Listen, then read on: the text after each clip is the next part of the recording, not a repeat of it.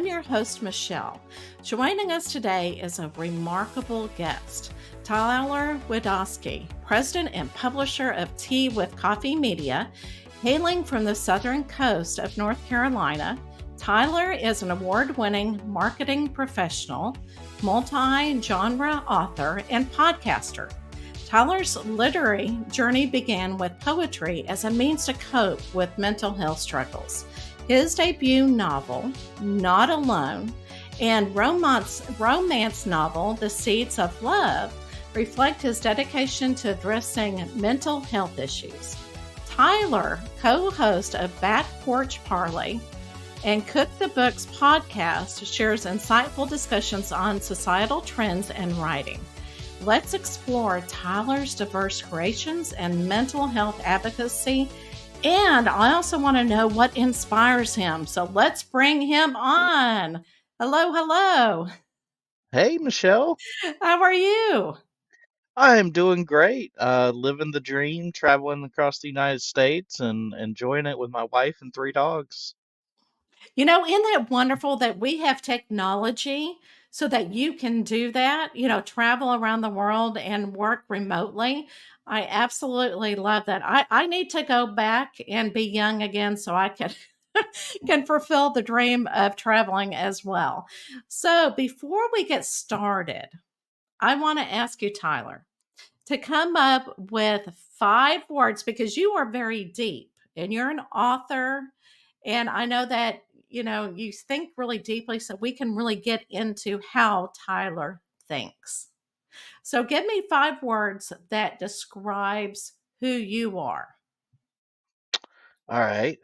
Passionate, advocate, dedicated, um, committed, and selfless. Oh, I love it. I love it. And whenever I was looking at your bio, that pretty much describes everything. And I also want to add one word in there as well, warrior and stubborn in Yes, a good way. yes, You know what I'm saying? yes. In a good way. When I say stubborn, people go, "What do you mean? What are you talking?" But okay, so I'm going to go ahead and bring on stage your books. And I actually read that the one Not Alone. So I really want to dive into this book and then we'll talk about the other books as well. But just looking at your books and the way that you write, it's almost like you write about what you know, what you have experienced. And to me, that really, gripped my attention. And I thought, wow, he's really experienced some things. Can you go ahead and talk about how you go about writing, and why you decided to get inspired to get it out in public? So writing's always been a passion of mine, way back since I was a little kid. I grew up in the mid to late 90s, and back then you didn't really have Game Boys and tablets and things like that to keep you occupied. So I used to go, my grandmother was a English teacher, principal, and later my elementary school principal. And we spent a lot of time, or I spent a lot of time with her in the school system, and took to writing because all I had was pen and paper. I couldn't go outside and play because, of course, we're on a high school campus or on a school campus, and Right. um, you're not allowed to go out and play with the older kids. So I spent a lot of time writing and drawing comics for my grandmother.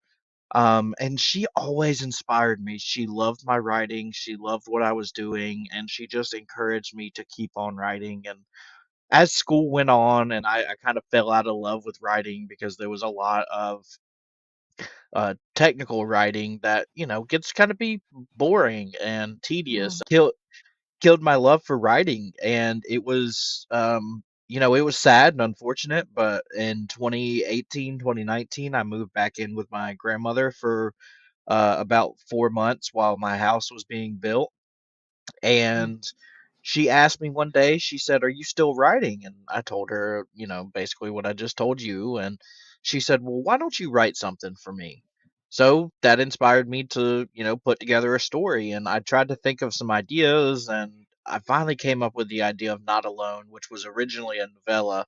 and I recently rewrote it and republished it in October of this year as a full length novel.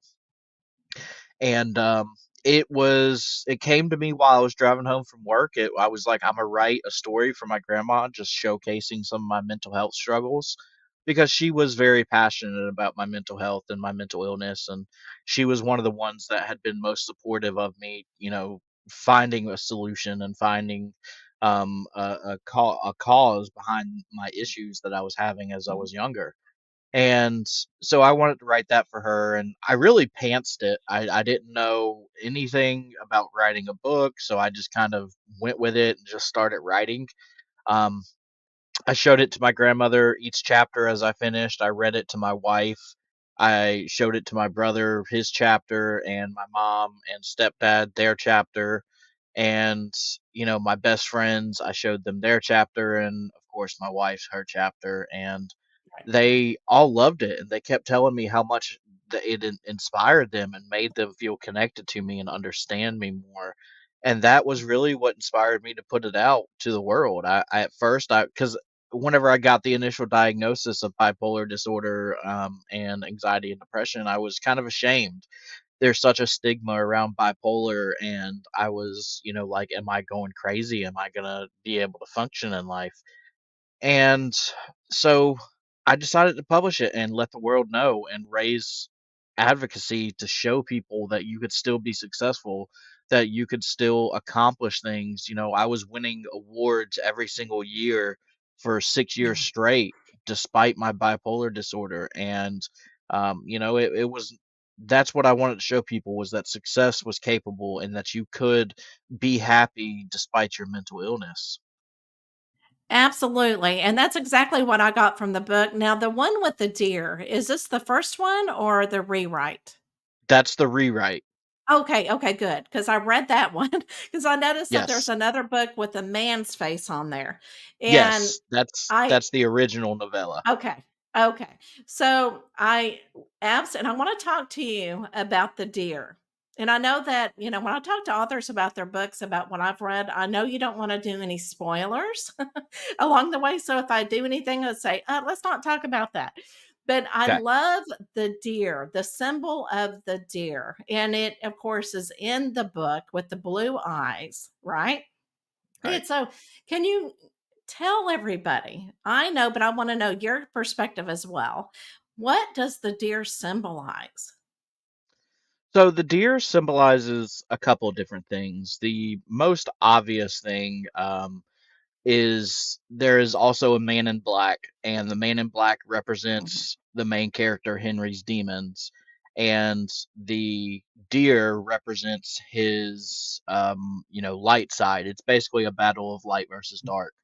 For me mhm, personally, the reason I included the deer as the symbol of hope for Henry was because my great grandfather, who they called Pee Wee, he was big into hunting, and yes. my grandfather taught me to hunt. And just their both of their favorite colors was a very vibrant Carolina blue. And whenever I was Mhm, writing the first scene and had the deer in it, I was like, what would be really cool is if it had blue eyes, because that would make it stand out and make it seem right. more peaceful. And so I kind of dedicated it. Originally started as a dedication to my great grandfather, Pee Wee, and before he passed away, or after he passed away, it was whenever I killed my first deer. And Mhm, I remember that day praying to him, not a god or a deity. I prayed to my great grandfather and said, please help me get my first deer today. And it was the biggest deer I ever tagged, still to this day. And wow. it is mounted in my grandfather's uh, building man cave. He unfortunately passed away in April of Mhm, 2023.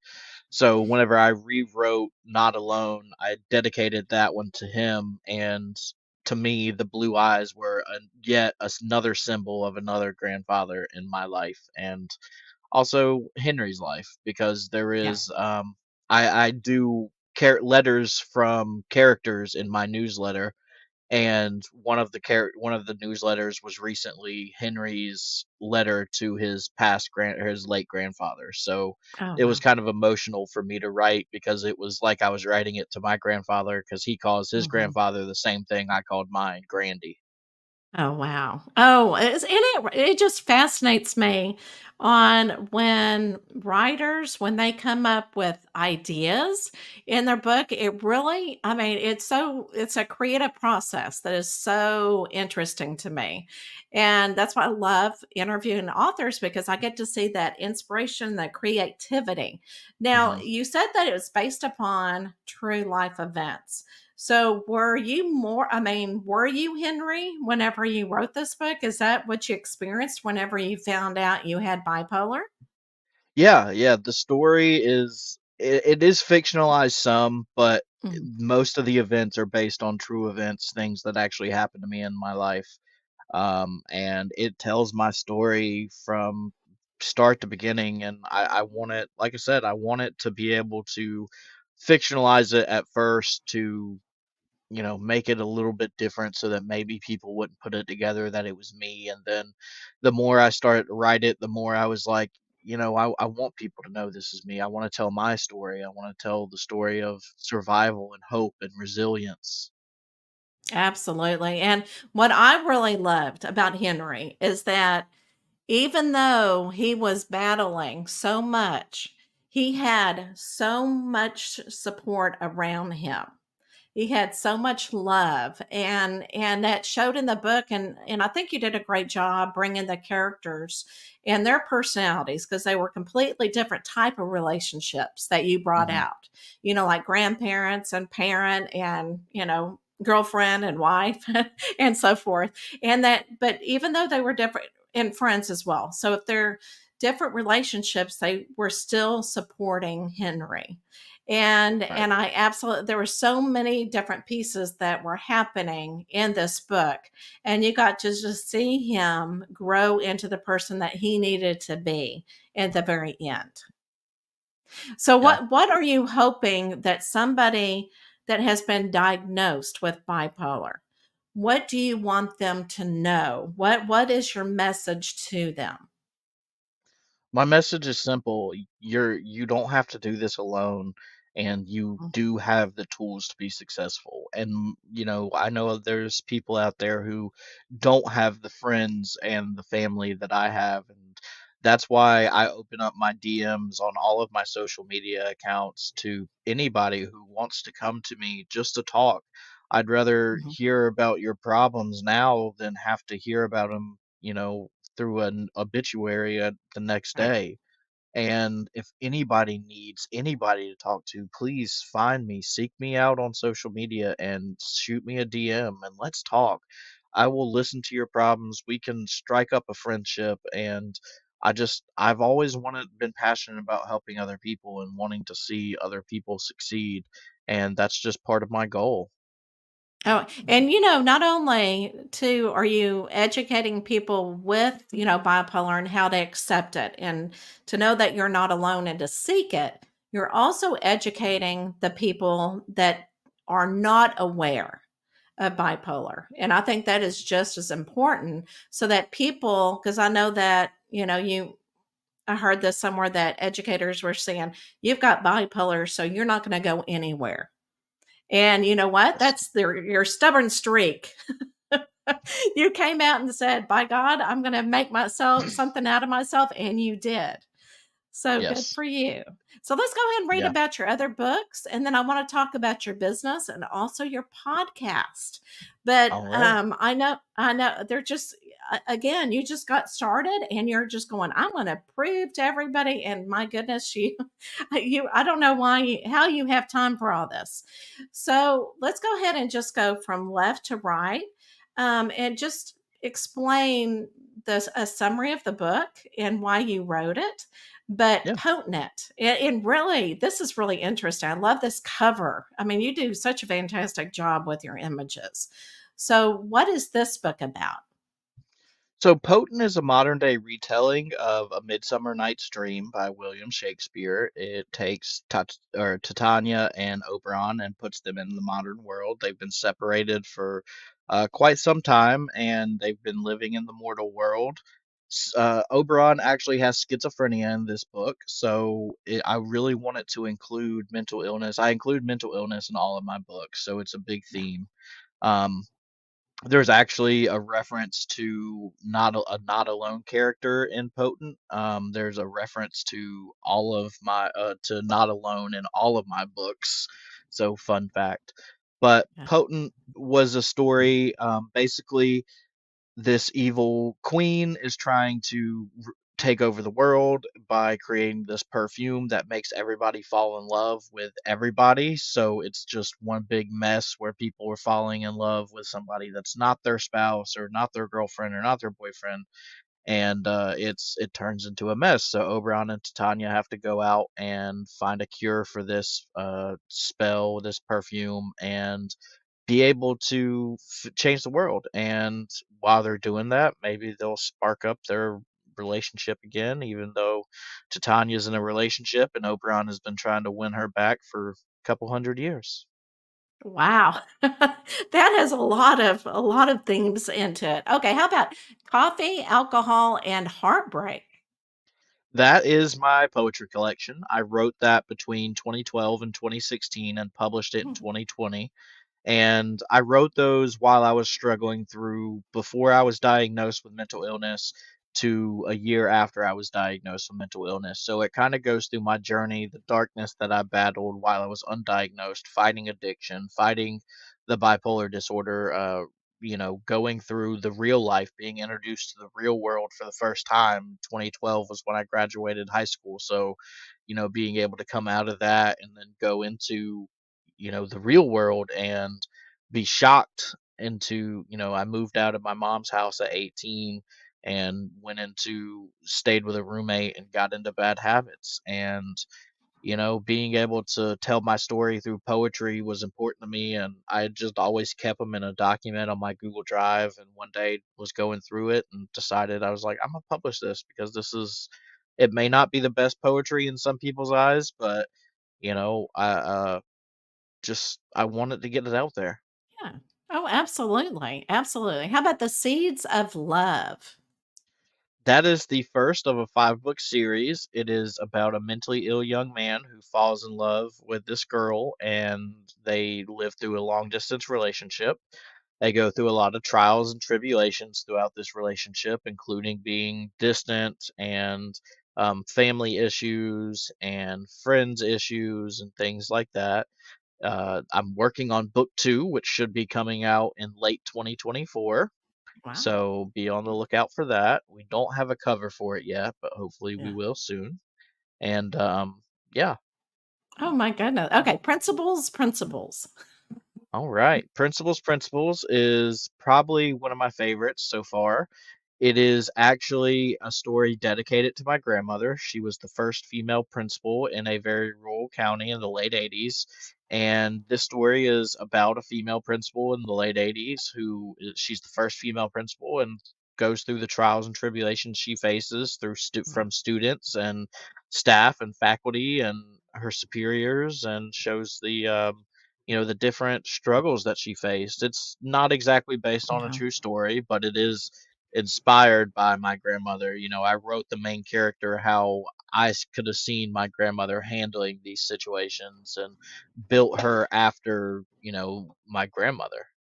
Wow. We're getting to know a lot about your grandmother, and it's Yes. so interesting because my mother was also an English teacher, but she would get out the red pen Hmm. and look at my grammar in the paper. And so when she gave it back to me, it had all this red ink everywhere. And I'm going, okay, I, it defeated me. I'm going, I'm not going to write anymore. Or if I do, I'm not going to show you anymore.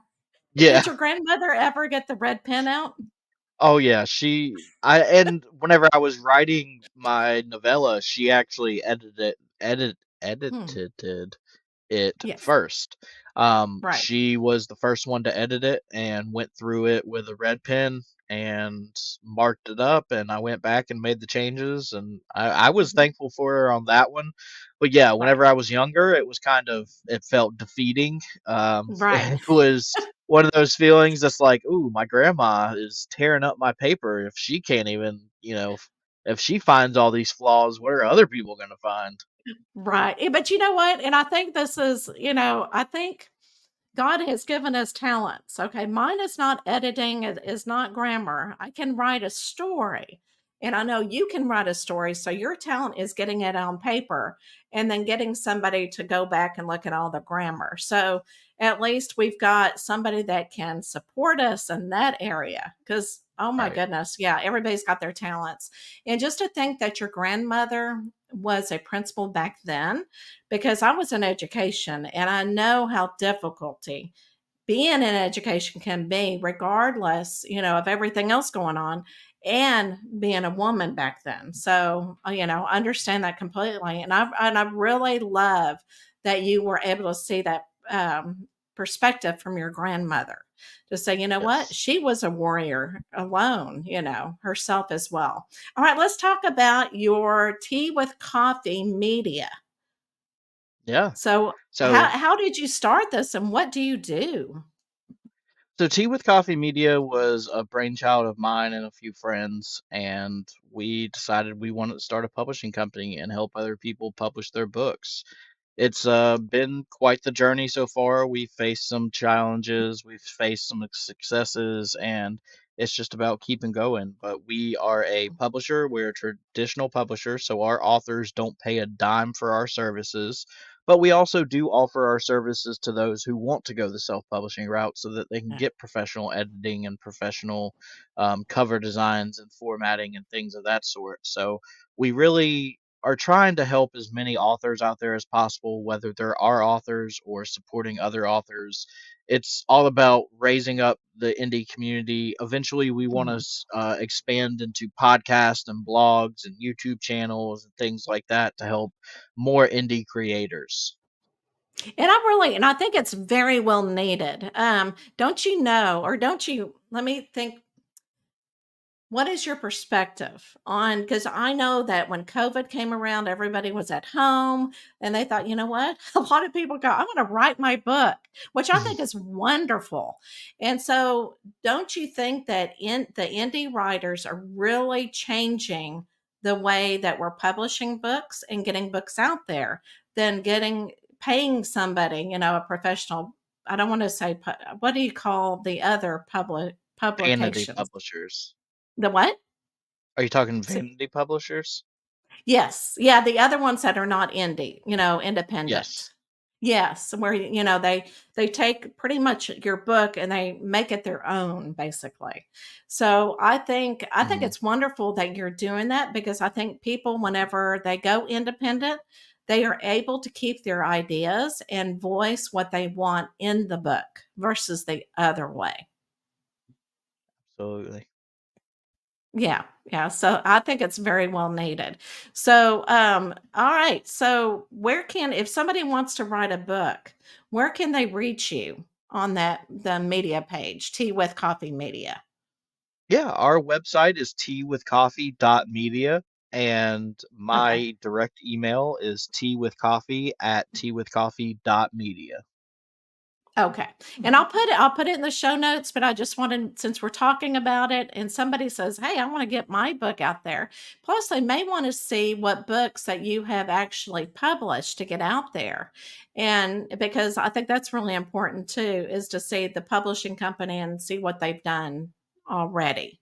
All right, so I've got to talk to you about your podcast.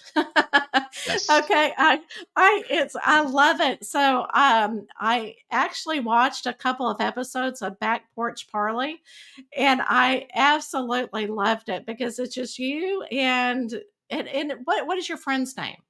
Matt. Matt. I love how you and Matt kind of go back and forth. You're just kind of kicking your feet up and just talking, Yeah. about society. So, what inspired you to do this podcast? We started it during the COVID era when there was a lot of division and hate and bigotry going on in the world. And we Mhm. just wanted to show people that you could have a discussion without getting angry and have different opinions. And you could just kick back, like you said, throw your feet up, sit back with a beer, and have a conversation. And that's what we did. Most episodes, me and him were sitting there popping open a cold craft beer and just having a good time chatting about life and what we were doing and what was going on and just anything in general. And we have some episodes called open parlays where we didn't have a topic. We just went in and started talking about life and what was going on and things that we had seen. And those turned out to be some of our best episodes, better than the ones where we had topics. Oh, right. Oh, absolutely. I love it when you just on the spot and you're talking. So okay, so cook the books. I love this one. Yes. So Cook the Books is a Tea with Coffee Media podcast. It was started by me and my best friend and vice president of marketing, Kelsey Ann Lovelady. And we started it to, well, of course, raise awareness for Tea with Coffee. We do interviews with Tea with Coffee Media authors and staff members just to get their names out there too. And sometimes we work with other publishers to help get their authors out there or their name out there. And it's just all about writing trends, hot topics in the writing community, and just showcasing the amazing indie family that we've built at Tea with Coffee Yes. Media. Absolutely. And I love it because you got topics that somebody can follow when writing a book. So Yeah. how about and I love this one. I caught this at the very end when I was putting all this material together. Adventure with Coffee. So is that your wife with you? Yes, and Yes. we Okay. actually this is an older logo. We just Okay. adopted a third dog named Rocky. He is a 9-year-old pit bull. He was my wife's late brother's dog, and he the people he was staying with, their issues came up and they couldn't keep him, so we took him in. So we have the two dogs on the logo, and that is my wife and me. And we it's not a podcast, but it is a blog. It's a travel blog, Oh, and okay. yeah, so we do a lot of blogging through it, RV tips and tricks, travel tips and tricks, brewery reviews, restaurant reviews, campground reviews, all kinds of stuff for people to kind of keep up with what we're doing. We started it mainly Yeah. for like family and friends, but it's kind of grown to extended people that, we don't really know, but they see our logo and they want to jump in. So, Oh, absolutely. I know. Again, I don't see how you're doing all this. So you're doing everything that we've talked about. Plus, yes, you write a lot of blogs as well. yeah. So is there anything, Tyler, that we did not talk about that you want to make sure that we get into this episode? No, I think we've covered everything. You did a good job. I appreciate it. Oh, That well, was thank you. very thorough. We got to everything that I wanted to cover. Well, good, good, good, good. Um, Okay, so what I do want to talk about before we do your last question. Well, what you know what? Let's go ahead and do the will first, and then we'll do that. Okay. Okay. So, and he's probably going, "What is she talking about?" All right. So let me go ahead and bring up the will, and we'll see what the last question is. Let's see. Let's see. And this is from my being an educator. Okay. I love it, I love it. So, a lot of people have favorite numbers. So, what is your favorite number and why? My favorite number used to be 8 or 18, Okay. because I would see 8 in all of my fortune cookies and it just became my angel number. But whenever I met my wife, she was number 15. She played college soccer, and she was number 15. And I started playing softball and became number 15, and that just became my favorite number because it was like both of our numbers playing sports, and it was just a Interesting. good Yeah. memory. Yeah. Yeah. So it depends yeah, like I was about to say, it depends upon the situation you're in that Yeah. brings upon that memory. And it's so interesting that, wow, both of you had the same number while playing sports. That is Yeah. incredible. All right. So before we leave everybody, and I'm going to go ahead and let everybody know if this was really resonating with you, please share it with somebody who really needs this information. Tyler, before I push the to go or to go button, I want you to give one more inspirational statement that you want to leave everybody with. You've made it through 100% of the bad times so far. Don't lose that perfect record. Perfect. And so we're going to leave it with that. All right, everybody. I will see you next week for more inspiration.